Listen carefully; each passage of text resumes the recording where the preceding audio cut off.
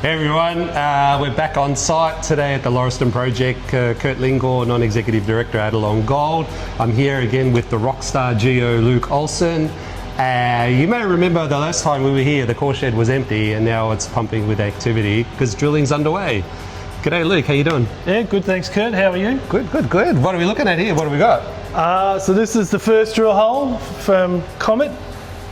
It's still early days, obviously we're not fully set up here.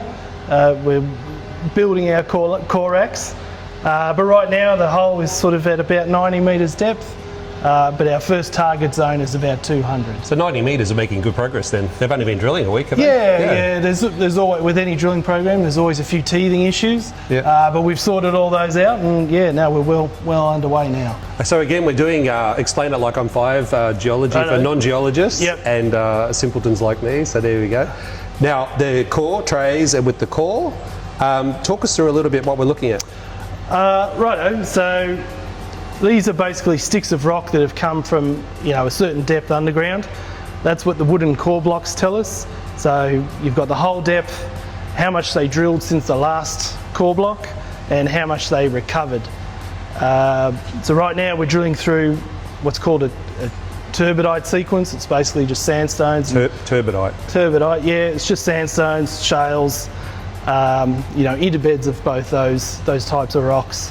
But like I said, target depth is about 200. So right now, the rocks are a little bit boring, but yeah, we're hoping for big things. So we're looking for visible gold, right? Yeah, that's right. Visible gold. Exactly, visible gold. Visible gold. Yeah. Hey Luke, is that visible gold? That? No. Is that visible gold? There? No, that's texture. Oh. Hey Luke. Yeah? Is that visible gold? No, that's just broken rock. Because the boys really want to see visible gold out of the core. Oh yeah, everyone does. 200 metres. 200, okay, great. That's the first We're target. a far way off. So Luke, the coloration of the rocks, would it be fair to say it's a really simple way of thinking about a layered cake? Yeah, that's right. As we spoke last time, you've got a sedimentary sequence or sedimentary layers, sandstones, siltstones, shales. Those have been folded in this particular area into anticlines. As in like compressed? Compressed and folded. That's the peaks were the anticlines, the troughs were the synclines. Yep, you remembered. I remembered, yeah. So when we log this, this helps us identify where we are within that sequence on our way to the target. Yeah. So you would notice distinct changes of the type of rock? Yeah, that's right. It's all a sedimentary rock, but like I said, there's sandstones and siltstones. So you can sort of see there, it goes very fine grained back into a coarse grain sandstone or a grit. From that we can tell, well, the bedding is facing a certain direction. Okay. And that can help us work out, all right, are we in a syncline or are we on the anticline? So that then feeds back into your geological model, your geological thesis for that area? That's right. So the mineralisation in the Comet area is associated with faults that cut across this sequence. Okay. But to understand that, we need to know, well, how is the country rock, as we like to call it, folded? The country rock. Now remember last time we were here, I asked you about what mistakes investors make, and it's about collecting evidence in terms of your geological thesis. Yeah. So this is it, right? This is the money shot. That's right. Lots of investors think that, well, why don't you just drill the mineralisation? But a big part of what we do is figuring out what's the structure like around us, and then that helps us target where the mineralisation is most likely to be. Fantastic, how exciting. All right, joining us today on the site visit to Lauriston is James Sorahan from the Minerals Council of Australia. G'day James. Hi Kurt. Hey. Tell us a little bit about what the Minerals Council does. Yeah, we're the main state advocacy body for the minerals industry in Victoria. So we work with explorers, miners and community and government to try to have a better facilitated investment strategy in this state and ensure the community knows the facts about mining and exploration. So mining and exploration in Victoria has had a bit of a bad rap. Do you think it's turning the corner? I do, actually. People in Victoria do see the value. They know our state was built on gold, on mining, and they know that's part of the future. It's a modern industry, good community relations. We work well with our sector. We provide people new skills and experiences in training, and it's going to be a part of our state's future because we need new industries, we need more regional industries, and mining is one of the best opportunities this state has to really move forward and grow the state and give people more jobs and revenues for government. Well, I've heard it said also that mining does create wealth. There's lots of companies who add value along the way, but mining creates wealth, and we know the Victorian government is in desperate need of some wealth. So what's happening inside Spring Street?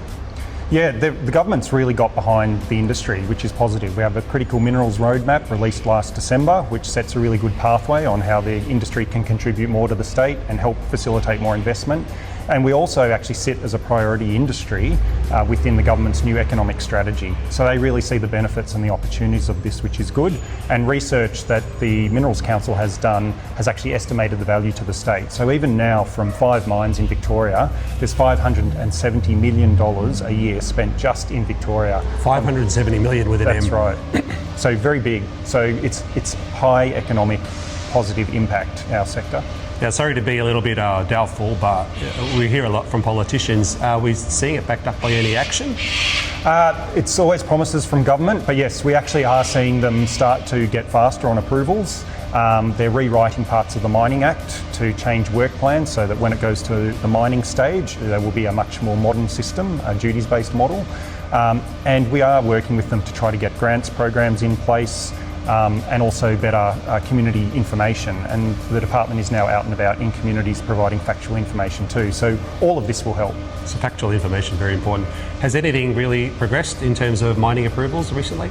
Yeah, we do have some progress, which is positive. So an exploration decline has been approved for the Catalyst project in Midiamo. And we also have a number of mineral sands mines that have met most of their approvals now.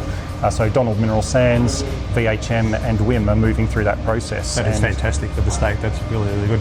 Now, there is a little bit of tension between these mineral sands, as you mentioned. Is there anything you'd like to say to that at this point? It's really just important community has factual information, an open mind, and works with the mining companies because we're here to benefit the community, work with the community. We're a regional industry. And a whole community can benefit from that. There's not a choice between farming or mining. You can have both. We see that around Victoria and around Australia. Both industries coexist and work well together. Fantastic. All right, so we're going to head up to site pretty soon and see the drilling. Exciting. Thanks for joining us, James. Thank you. Tonight I'm moving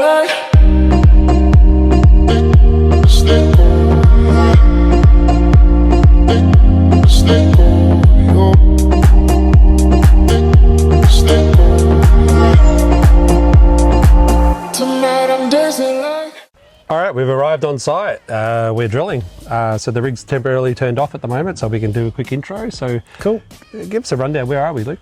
So we're out of the Comet prospect. This is the first hole that Adelong's drilling in the area. So if you remember, Kurt, our last visit, we were up there looking at some of the old workings. Yep. So CRC 07, which was that 8 metres at 100 grams. 2 at 400. Yep. So that hole is just up there. So basically we're drilling and now and coming directly underneath it. So we're going under CRC 07. Yeah, that's correct. So we're just testing those structures, the thesis again. Yeah, so as we were saying at the core shed, we're looking for the architecture that hosts the faults where we find the mineralisation. Now, I don't want to hold the rig up too quickly, so we'll wrap this up really quick. So if you have a quick look at the rig, it's quite a big setup, all safety gear. My safety glasses don't have a scratch on them yet. No, so that's right. I've heard the best way to look after your safety glasses is keep them in your pocket so they don't get scratched. Is that about right? No, Kurt, we keep them on our face all times. That was a test. That was a test. Thank you, WordCover. All right, Luke, what's happening in the background here? So right now the drillers, they're drilling. You can see the rod spinning. They've probably got about another 1.5 meters before that run is finished. At which point they'll pull out and unload the tube like you saw before. So that the banging there was because the rock gets stuck in the tube? That's right. It doesn't always slide easily out of the inner tube. So sometimes it need a little bit of force. So all those trays we saw back at the core shed, on the pallet, they're coming here, they're loading it up with core, you take it back to the core shed? That's right, that's where it all comes from. So when you take it back to the core shed, what happens next with the core? So we meter mark it, so we know where every meter is. Every 1 metre? Yep, we log it, and then anything interesting we'll cut and sample and send away for assay. Now I noticed on the core there's like a crayon marker down the side. What's that for? So that's an orientation line. What that tells us is the bottom of hole. So if you can imagine, the drill rods are sticking in the ground like this. That line is on the underside of the core. So would I be correct in saying when you go to do your geo interpretation, it actually helps you reconstruct it gives us a reference point to measure which way various structures are going, stuff like bedding, faults, those sorts of things. Yeah, so how do they do that? Just literally with a crayon, or how do they actually get that line on there? These guys, they've got an electronic tool that they use to put a mark. Then back at the core shed, we put the whole line on. Got it. So talk us through a bit of the setup here. There's a water tank, there's a pipeline. How does that work? Yeah, so the drill rig needs fluid. It's got a couple purposes. It keeps the drill bit cool, but it also, the cuttings from the drill bit need to come out of the hole. So that's what the water is for. The water and the lubricant. And it just recirculates. So from an environmental safety perspective, where does that water go? It recirculates? They collect it at surface and then it goes back into the tank and it's reused. That goes back to our, our commitment to looking after the forest. Yeah. What is diamond drilling and why do we use it? Diamond drilling is just a type of drilling that produces those long tubes of core. It's as opposed to say something like RC, which uses a downhole hammer to pulverise the rock. The main reason we use diamond core is we get a lot more information from it. It provides the structural detail. You can't get that from pulverised rock. So would I be correct in saying that when you get that core and you do all the cutting and the logging we were talking about before, that all goes into a computer program to try and recreate your geological thesis? We put it into some 3D software so that we can actually spin things around and take a look at it as it is in real life. So that's what we do. So how do you know where to drill a hole? That's a good question. It's $1 million question. Yeah, that's right. So like I was saying, each hole that we drill has a purpose. For this hole, there's a couple of different purposes for it. One is providing stratigraphic information. It's drilling from an area that that's never been drilled before, but it's also coming underneath the drilling that was down over here, targeting the mineralisation. So that's how we decide. That's the structures we were talking about. That's right. So for the non-geos, why don't you just drill straight down vertically? You can, and some deposits that does work. But for here, we're looking at dipping ore bodies, and so we like to hit them perpendicular, because if we hit them vertically, it gives you an exaggerated width on the mineralisation because it's not perpendicular to it. So scissoring, can you explain scissoring for us? Scissoring is just a tool that's used to check the local scale variation of mineralisation. So you have two holes that are very close together, and you can if the mineralisation is very similar in both, you've got a small amount of local variation. But if you've got nuggets, coarse gold in one and none in the other, you've got a coarse gold issue, and you've got to account for that when you're doing resources. So way down the track, when you're looking at inferred and indicated and all the types of the resource, that kind of data would be just crucial, I would think. Yeah, that's right. Scissoring or twinning holes is just another QA/QC that we do to ensure quality assurance, quality control. That's right, to ensure to the market that what we're saying we've got is what we actually have got. So the interpretation of those things all is crucially depending on the quality of the drilling crew as well, right? That's right. They've got to maintain good recovery. So if they're losing core, like it's not coming back to surface, that's information lost, and there's no way to get it back without drilling another hole. So having a good drill crew is paramount. So on that topic, for a junior exploration company, excuse me, I've got a little bit of the Melbourne dreaded hay fever. It goes AFL Grand Final, hay fever, snapper season, spring racing carnival. That's the Melbourne calendar. Yeah. So if I sound a little bit like Fran Drescher from The Nanny, Mr. Sheffield, I apologise. It's all good, Kurt. All good. So for a junior mining exploration company like Adelong, for example, most expensive endeavour we could undertake, right? So yes, it is a very expensive exercise, but it's the only way to do what we do. So we briefly touched on last time the collection of the evidence that the whole process, rock chip samples, assay drilling, then diamond drilling, a campaign like this could cost $1 million, $2 million. Is that about right? That's right, yeah, it can be quite expensive. So you have to have a lot of confidence in the data sets that you've collected. Yeah, that's right. So QA/QC, ensuring that the data we collect is valid and correct, is very important. So it helps having a rock star geo like you, yeah? I wouldn't call myself I had to get a rock joke in there. If you want to say that, feel free. I said it. I'll own it. I'm not stepping back on that one. All right. Right, so we checked the drillers and they've got all 10 fingers. Yep, they do. That's a good sign. It certainly is. Safety and has come a long way. The drilling contractor we've got is very good. I've used them for a number of years. Who are you using? Give them a plug. We're using GMP Exploration based out of Mildura. Yep. Great bunch of drillers and highly recommended. Fantastic. Now, the penetration rates of so we talk about target depths. Yep. And there's daily progress, and as we saw, some of that core was a little bit hard to get out of the tubing. So what does the speed of the drilling and the penetration rate tell us about rock structures and faults?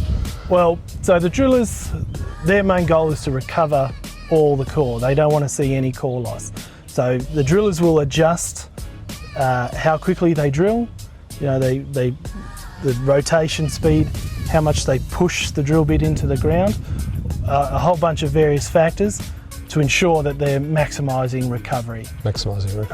In terms of what we learned from that, not a great deal.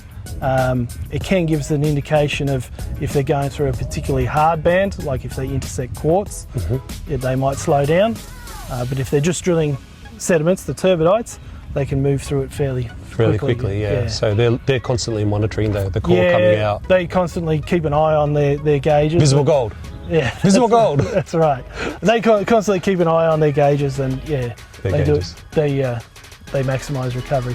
So with an operation like that, you're going down quite deep. How do you ensure accuracy and how does I know every time I try and drill a hole into a brick wall, the drill bit skids off. We put a lot of effort into setting up the drill rig to ensure that from the very start it's pointed in the correct direction, and then as we drill, we do a survey, a downhole survey, and that can tell us exactly which way the drill is going. Yeah, okay. So once the drilling is done, what happens to the hole that's left behind?